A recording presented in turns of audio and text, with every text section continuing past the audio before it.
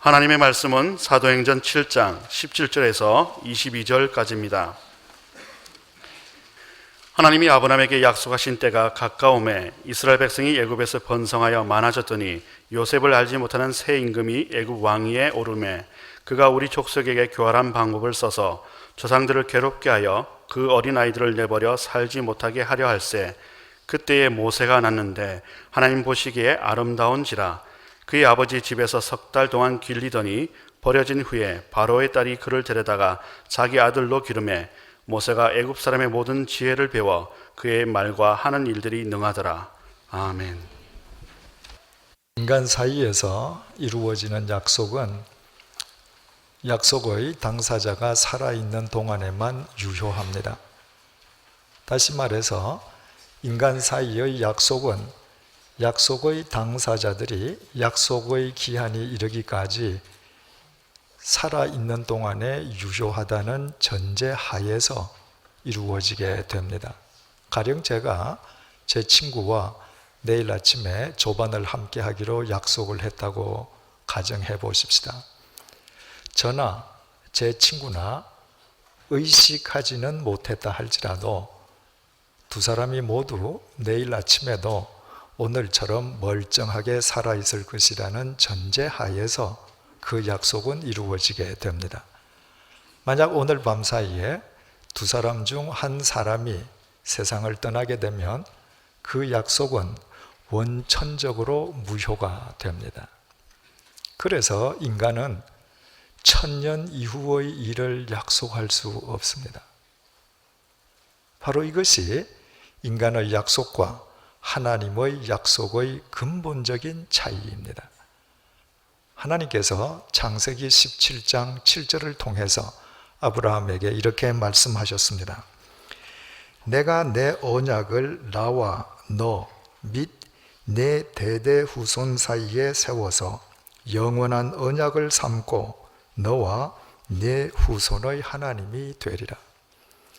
하나님께서 아브라함에게 당신의 언약, 즉 약속의 말씀을 주셨습니다.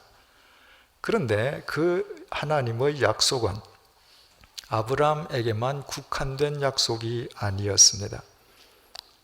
아브라함의 자손 대대손손에 이르기까지 유효한 영원한 약속이었습니다. 하나님께서 영원하신 분이시기 때문입니다. 바꾸어 말씀드리면 하나님께서는 인간처럼 죽는 분이 아니십니다.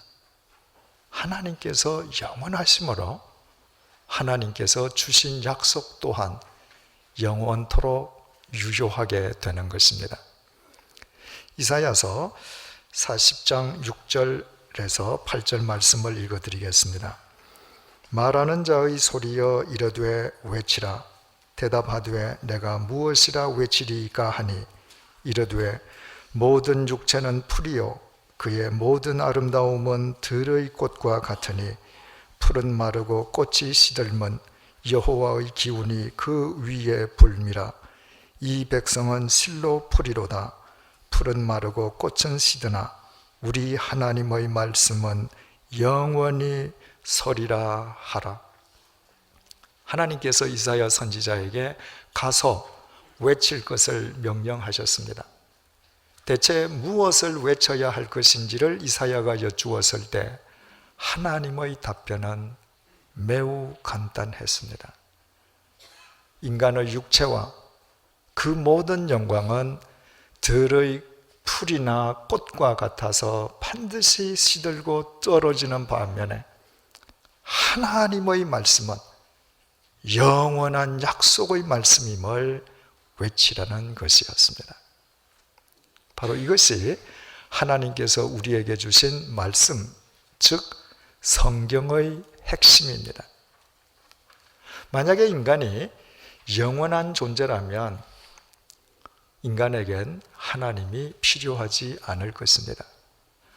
만약 하나님께서 인간처럼 유한한 존재라면 인간은 하나님을 믿어야 할 까닭이 없게 됩니다. 인간이 하나님을 믿고 하나님의 말씀을 쫓아 살 수밖에 없는 것은 죄와 사망의 덫에 빠진 인간이 지극히 유한한 존재인데 비하여 하나님 아버지께서는 영원하신 존재이시고 하나님께서 영원하시기 때문에 그분의 모든 약속의 말씀 또한 영원하기 때문입니다. 그래서 우리는 지난 시간에 믿음은 하나님의 모든 약속의 말씀이 영원하다는 것을 믿는 것이라고 규정하였습니다. 영원을 떠나서는, 영원을 생각하지 않고서는 성경이 우리에게 제시해 주는 믿음이 시작될 수도, 성립될 수도, 결실될 수도 없습니다. 영원을 믿지 않고서는 이 세상에서 유한한 우리가 진리를 쫓는 참된 그리스도인으로 살아갈 도리가 없습니다. 오직 영원한 하나님의 말씀을 믿음으로 우리 자신이 영원에 접속될 때에만 우리 앞에 벌어지는 잡다한 사건을 뛰어넘어 영원의 관점에서 그 사건들의 의미를 바르게 분별할 수 있습니다. 영혼과 그 시선이 맞닿아 있을 때에만 우리 앞에 어떤 상황과 사건이 전개된다 할지라도 그것이 끝이 아니요 새로운 미래를 향한 발판임을 알게 됩니다. 그러므로 하나님을 믿는다고 하면서도 자기 앞에 전개되고 있는 사건이나 상황이 마치 그것이 모두인 양, 마치 그것이 끝인 양, 오직 거기에만 매달려 일희일비를 거듭하는 것은 하나님을 믿는 자의 신앙의 태도일 수가 없습니다. 그처럼 갈대처럼 뒤 흔들리는 인간의 심령은 영원하신 하나님의 약속의 말씀을 담는 믿음의 그릇이 될 수 없습니다. 오직 영원을 믿음으로서만 참된 삶이 시작됩니다. 이런 관점에서 영원을 향한 믿음이 얼마나 중요한지를 우리가 6주째 살펴보고 있는 스데반의 설교가 재확인해주고 있습니다. 하나님께서 아브라함에게 당신의 약속을 주셨습니다.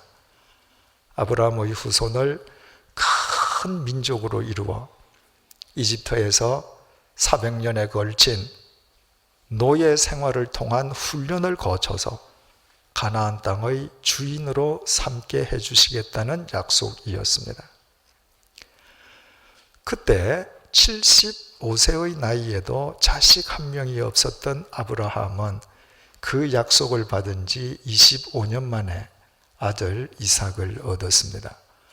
그리고 아브라함의 손자 야곱은 무려 12명의 아들을 얻음으로 하나님께서 아브라함의 후손을 큰 민족으로 이루게 해주시겠다는 약속은 하나씩 착착 진행되어져 갔습니다.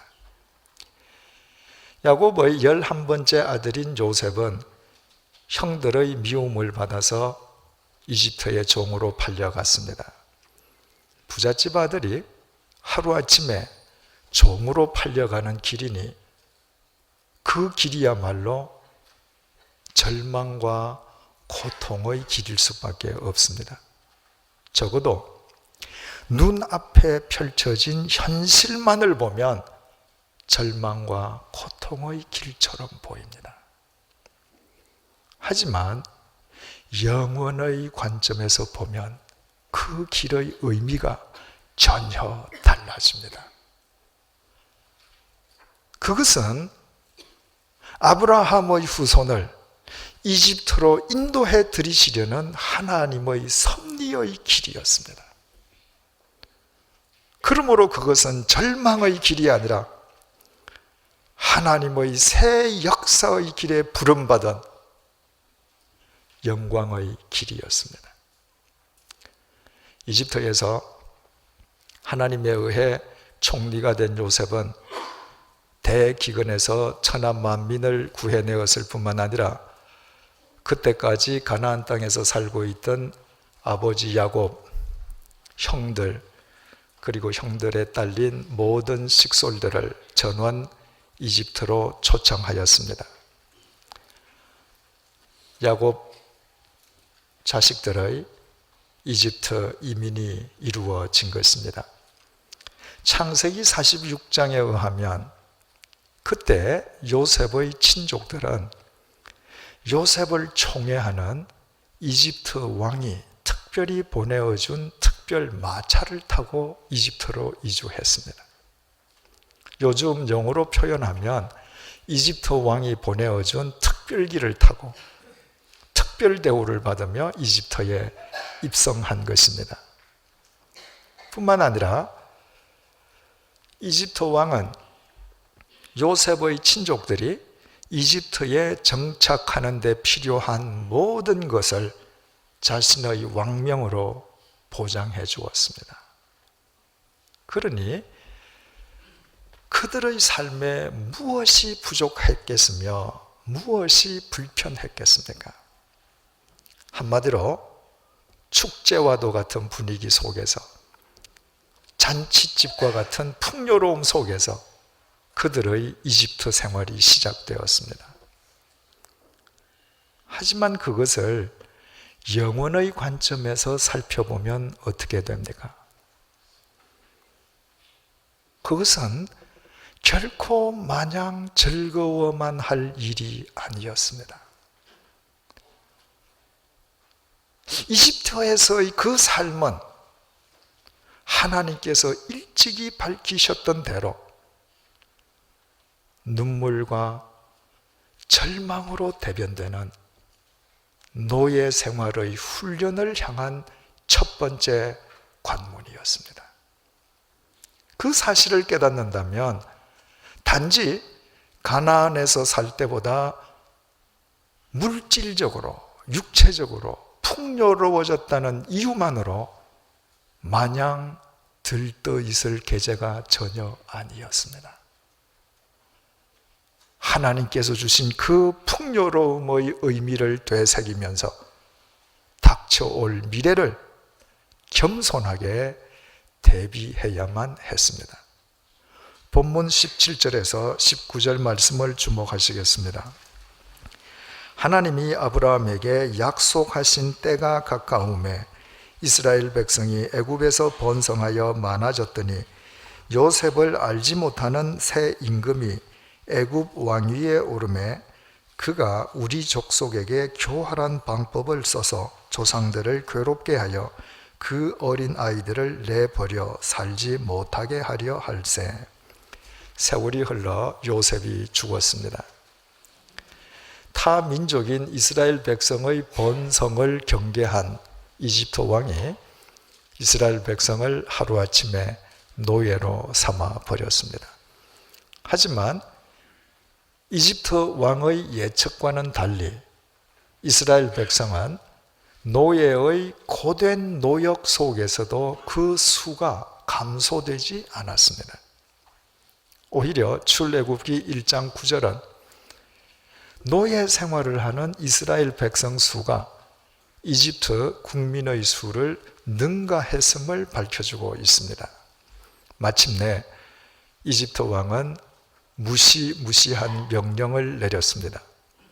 이스라엘 노예들이 아이를 낳았을 경우에 여자아이면 살려주지만 사내 아이가 태어나면 불문곡직하고 나일강에 던져서 죽이라는 명령이었습니다.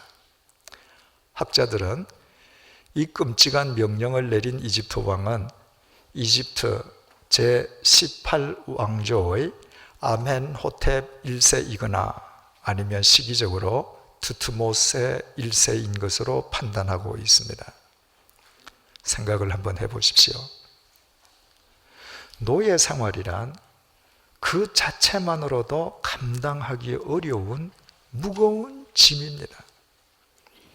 그런데 이제는 그에 더하여서 내 몸에서 태어난 자식마저 죽여야만 하는 상황이라면 그때 이스라엘 백성들이 겪어야만 했을 절망과 고통이 얼마나 컸겠습니까? 그들의 한숨 소리와 절규가 지축을 뒤흔들지 않았겠습니까? 아무리 하나님께서 당신께서 사랑하시는 이스라엘 백성을 가장 강인한 민족으로 만들어주시기 위해서 특별히 훈련하신다 할지라도 자식마저 죽여야 할 상황에 이르기까지 그들을 내버려 두신다는 것은 생각하면 할수록 너무 심한 일이 아니겠습니까? 그런데 바로 그 절망적인 상황 속에서 본문 20절 말씀이 이렇게 시작되고 있습니다. 그때에 모세가 났는데, 바로 그때 모세가 태어났다는 것입니다. 그때가 구체적으로 언제입니까?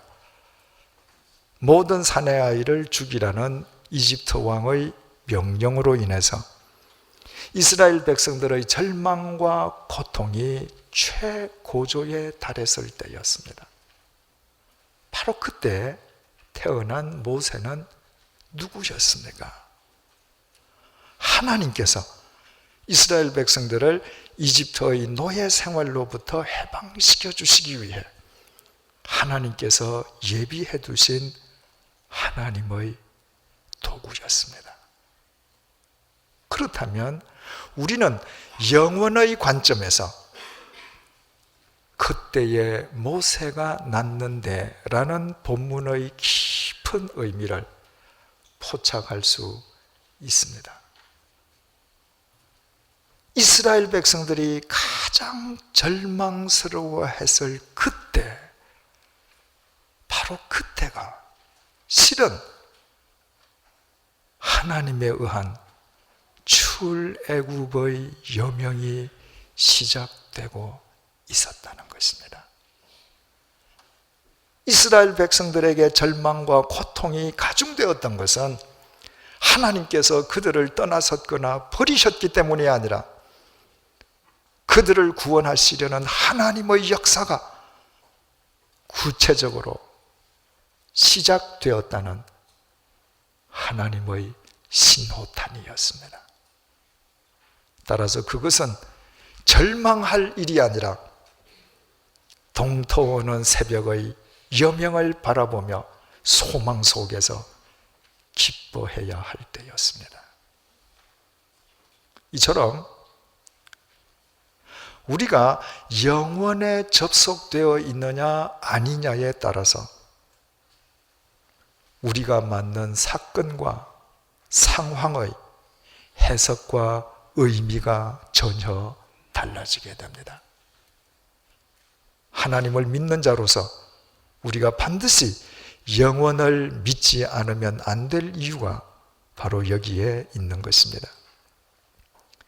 예수님께서 이 땅에 오시기 600년 전에 이사야 선지자가 예수님에 대해서 예언한 말씀이 이사야 42장 2절에 기록되어 있습니다.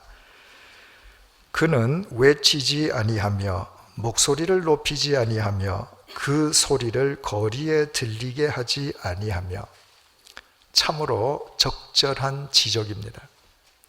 이 땅에 오신 예수님께서는 큰 소리로 말씀하시지 않았습니다. 예수님께서 방 안에서 이야기하실 때 그 소리가 방 밖으로 새어나가지 않았습니다. 예수님께서는 웅변가가 아니라 로고스, 진리 그 자체이셨기 때문입니다. 말할 때마다 큰 소리로 말해야만 그 의미가 전달된다면 그것은 이미 진리가 아닙니다. 진리는 그 자체로 생명력과 감화력을 지니고 있기에 진리는 결코 큰 소리를 필요로 하지 않습니다. 따라서 우리는 예수님께서 목에 핏줄을 세워가며 큰 소리로 이야기하시는 것을 상상조차 할 수 없습니다. 그런데 요한복음 12장 44절에서 45절 말씀이 뜻밖의 사실을 전해주고 있습니다. 예수께서 외쳐 이르시되 나를 믿는 자는 나를 믿는 것이 아니요 나를 보내신 이를 믿는 것이며 나를 보는 자는 나를 보내신 이를 보는 것이니라. 예수님께서 주님을 믿는 것은 주님을 보내신 하나님을 믿는 것이요 주님을 보는 것은 주님 안에서 하나님을 보는 것임을 일깨워 주시는 말씀입니다. 그런데 요한복음 12장은 주님께서 이 말씀을 하실 때 외치셨다고 전해주고 있습니다. 헬라어 크라조는 비명을 지르다, 울부짖다, 고함을 치다는 뜻입니다. 예수님께서는 마치 비명을 지르시듯이 고함을 치시듯이 큰 소리로 이 말씀을 하셨던 것입니다. 대체 왜 그러셨을까요? 예수님을 이 땅에 보내신 하나님께서는 인간과는 달리 영원하신 하나님이십니다. 따라서 우리가 주님을 믿는다는 것은 그분을 보내신 영원하신 하나님을 믿는 것을 의미합니다. 우리가 예수 그리스도를 우러러 뵙는다는 것은 예수 그리스도 안에서 영원하신 하나님, 하나님의 영원하심을 재확인하는 것을 의미합니다. 그런데도 인간들이 하나님을 믿는다고 하면서 얼마나 영혼을 도외시하고 살아가면, 얼마나 영혼을 무시하고 살아가면, 그로 인해 주어진 사건의 의미를 얼마나 곡해하면 그 결과 하나님을 믿는 자녀로 살아간다고 하면서도 얼마나 무기력하고 무의미하게 살아가면 예수님께서 영혼을 일깨워 주시기 위해 말씀하시며 그토록 큰 소리로 영혼을 강조하셨겠습니까? 누가복음 8장 5절에서 8절 말씀입니다. 씨를 뿌리는 자가 그 씨를 뿌리러 나가서 뿌릴새 더러는 길가에 떨어짐에 밟히며 공중의 새들이 먹어버렸고 더러는 바위 위에 떨어짐에 싹이 났다가 습기가 없으므로 말랐고 더러는 가시 떨기 속에 떨어짐에 가시가 함께 자라서 기운을 막았고 더러는 좋은 땅에 떨어짐에 나서 100배의 결실을 하였느니라. 이 말씀을 하시고 외치시되 저를 귀 있는 자들은 들을지어다. 주님께서 씨 뿌리는 자의 비유를 통해서 영원하신 하나님의 말씀과 인간에 의한 말씀의 결실의 상관관계를 가르쳐 주시는 내용입니다. 말씀의 좋은 씨가 뿌려졌음에도 단 하나의 열매도 맺지 못하는 사람과 반대로 100배의 열매를 결실하는 사람이 구별되는 분기점이 무엇이겠습니까? 영원에 대한 믿음 여부입니다. 영원을 믿지 못하는 자에게는 영원하신 하나님의 말씀의 의미가 왜곡될 수밖에 없으므로 영원하신 말씀이 결코 그 삶 속에서 결실될 수가 없습니다. 영원에 대한 믿음만 영원하신 하나님의 말씀을 결실할 수 있는 영원한 텃밭이 됩니다. 중요한 사실은 주님께서 이 말씀을 하신 뒤에 큰 소리로 외치시며 귀 있는 자들은 이 말을 들으라고 말씀하셨다는 것입니다. 여기에 사용된 헬라어 포네오 역시 큰 소리로 부르짖는다는 의미입니다. 그 역시 주님께서 영원을 강조하시기 위함이었으면 두말할 나위가 없습니다. 그런가 하면 요한복음 7장 37절은 또 이렇게 증거합니다. 명절 끝날 곧 큰 날에 예수께서 서서 외쳐 이르시되 누구든지 목마르거든 내게로 와서 마시라. 주님께서 초청하신 목마른 사람이란 두말할 것도 없이 영원한 생명에 갈한 사람입니다. 주님께서 그런 사람을 당신께로 초청하신 것은 오직 주님만 영원한 생명의 샘이시기 때문입니다. 주님께서는 이 말씀을 하실 때에도 크라소, 고함을 치시듯이 내게로 오라고 말씀하셨습니다. 이상 살펴본 것처럼 예수님께서는 인간에게 영혼을 설명하시고 영혼을 가르쳐 주실 때에만은 큰 소리로 외쳐 말씀하셨습니다. 영혼을 도외시하고 살아가는 인간들의 심령 속에 영혼의 의미를 깊이 각인시켜 주시기 위함이었습니다. 예수님께서 특별히 사랑하셨던 베다니의 나사로가 죽었을 때였습니다. 그 소식을 접한 예수님께서 베다니에 당도하신 날은 나사로가 죽은 지 나흘이 지나서여서 바위 동굴 무덤 속에 안치된 나사로의 시신은 이미 썩어서 악취를 풍기고 있었습니다. 예수님께서 사람들로 하여금 그 바위 동굴 무덤의 문을 열게 하셨습니다. 그리고 그 속에서 썩어가는 나사로의 시체를 향해서 일어나서 나오라고 말씀하셨습니다. 요한복음 11장 43절은 예수님께서 그때에도 큰 소리로 나사로를 부르셨음을 밝혀주고 있습니다. 왜 예수님께서 큰 소리로 부르셨겠습니까? 죽음은 끝이 아니다. 무덤은 믿는 이의 종착역이 아니다. 인간의 육체가 저 무덤 속에서 썩어 문드러진다 해도 그 너머에서는 새 생명의 역사가 펼쳐지고 있다.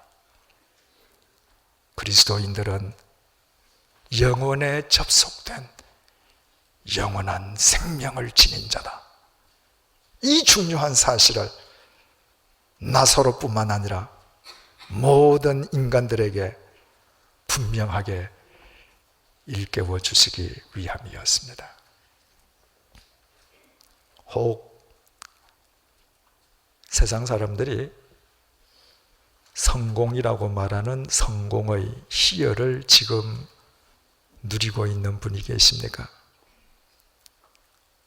그렇다면 미국에 닥쳐올 인생의 겨울을 대비하면서 내가 성공이라고 생각하는 것의 참된 의미가 무엇인지 하나님 앞에서 겸손하게 그 뜻을 구하십시오.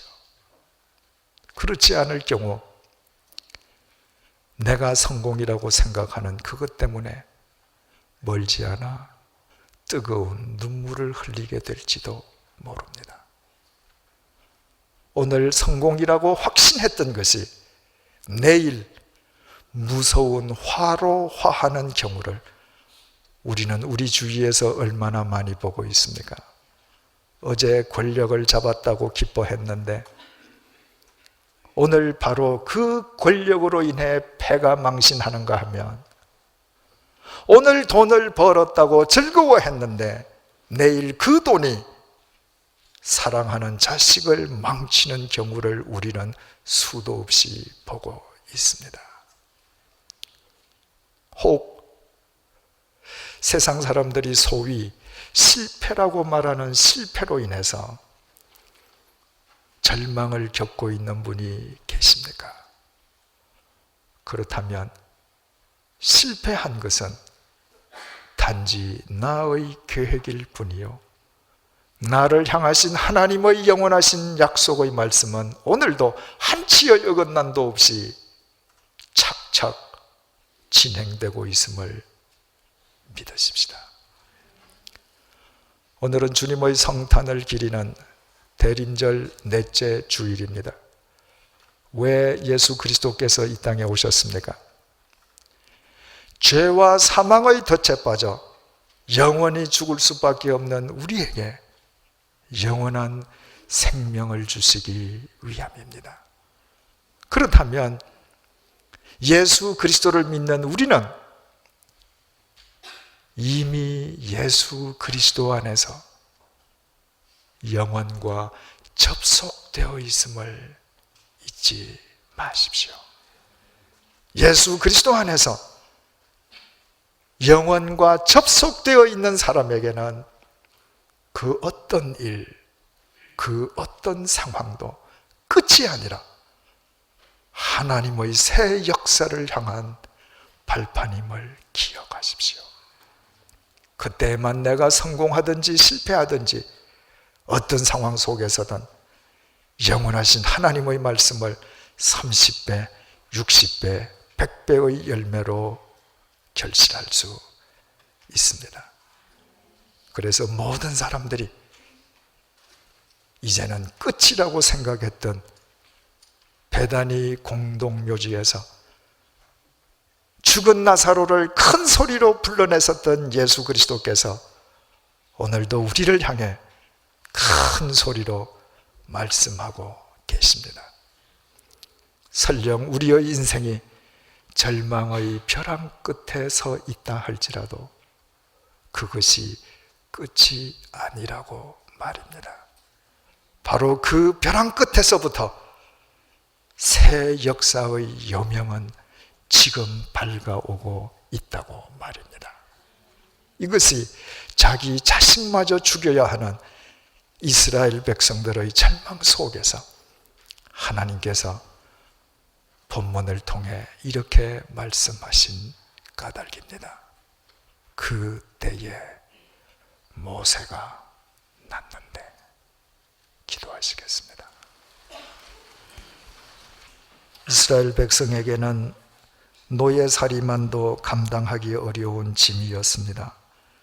더욱이 사내아이가 태어나면 무조건 죽이라는 이집트 왕의 명령으로 인해 이제 모든 것이 끝났다고 여겼을 때, 바로 그때 모세를 태어나게 하심으로 새 역사의 막을 올려주신 하나님 아버지, 모든 사람이 끝이라고 간주하던 베다니의 공동묘지에서 죽은 나사로를 큰 소리로 불러내신 주님, 오늘 대림절 넷째 주일을 맞아 우리 모두 예수 그리스도 안에서 이미 영원과 접속된 자들임을 주님의 큰 목소리로 깨닫게 해주셔서 감사합니다.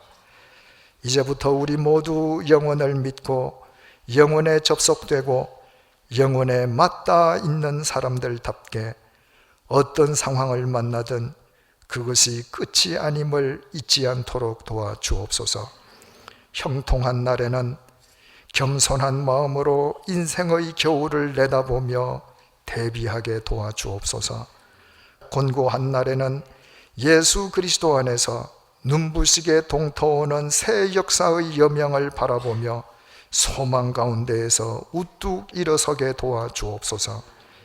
영원을 믿고 영원을 바라보고 영원 속에서 살아가는 우리의 삶 속에서 하나님의 영원한 약속의 말씀이 30배, 60배, 100배의 열매로 결실되게 도와주옵소서. 예수님의 이름으로 기도드립니다. 아멘.